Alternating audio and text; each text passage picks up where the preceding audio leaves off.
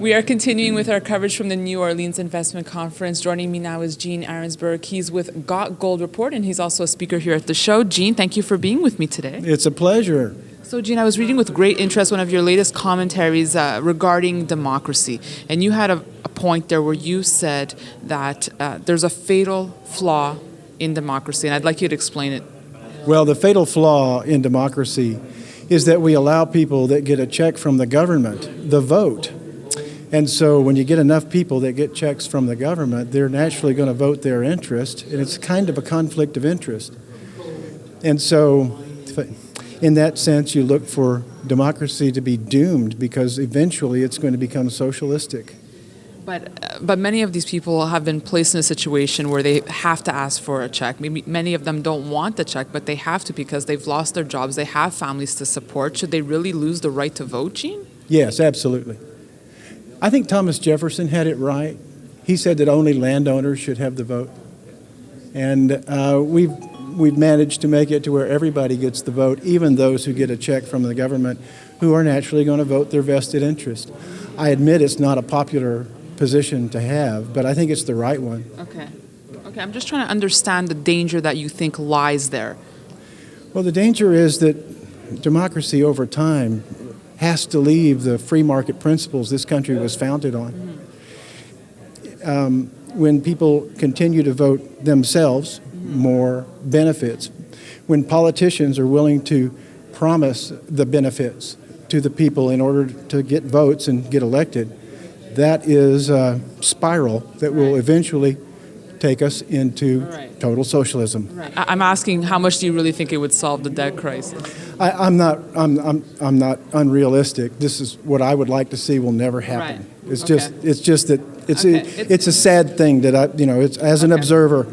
I see that the people that can vote themselves a check are going to destroy this country from those of us who think that the founding fathers got it right. Now think that the founding fathers are turning over in their grave because of what we have now. Okay. So, Gene, on that topic, do you think that the U.S. will go over the fiscal cliff come year end? Yeah, I think it will. I think there'll be enough brinksmanship. I think there'll be bad blood. I think Dick Morris says that Romney's going to win an electoral landslide, and the other side's not going to be happy about that. Okay. And so I don't look for compromise, and not until after the lame duck session is over. Okay.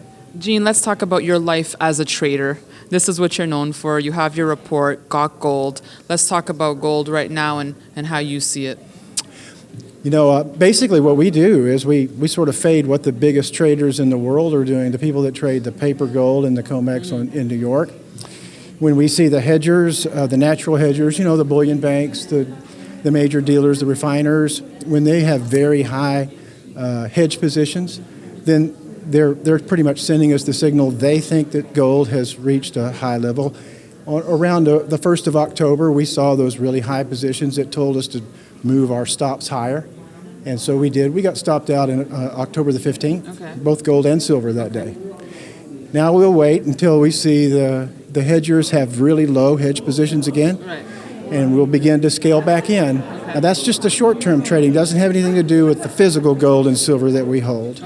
So are you bullish long-term for gold? Very much so. Okay. Yeah, I mean, if you think of gold as the real money, and the dollars and the loonies and the kiwis and the euros, those are just the yard markers that tell us how bad the fiat currencies are. So what do you think will really propel gold into the higher digits? Is it quantitative easing? Is it the U.S. dollar? What is it in your opinion, Gene? Yeah, I think you have to believe that the United States government actually wants higher gold prices. Okay. And I know there's a whole school of thought that is opposite to that, but gold is the real money, and if gold goes higher, it sure makes that $16 trillion of debt here in the United States easier to repay. Okay. Finally, Gene, what's your trading range for gold when you say it will go higher? What's higher? I don't know. I mean, I don't think of it in those terms. I know that sounds crazy but if you look at a long-term trend, $2,300 in the next 12 months is not out of the question, but neither is $1,500. So I think that's the range. All right. So you think we could go back down to $1,500 with a black swan? We certainly could. Black swan. Yeah. All right.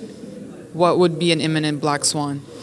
Some sort of event caused by the radical Islamists in the Middle East, Iran with a nuclear weapon, something very serious. Okay. By definition, a black swan is something you don't know. Right. You don't know what it is. Well, October was known to hold surprises. October's closing in on an end, and I know November's definitely a better month for gold historically, right? Yes, historically, November is a better month than October. All right. Yeah. Gene, thank you so much for your thoughts today. Thank you, Daniela. It's a pleasure. Thanks. And thanks for watching our continuous coverage from the New Orleans Investment Conference. You can email me any comments and questions at newsfeedback@kitco.com. Reporting from New Orleans, I'm Daniela Cambone.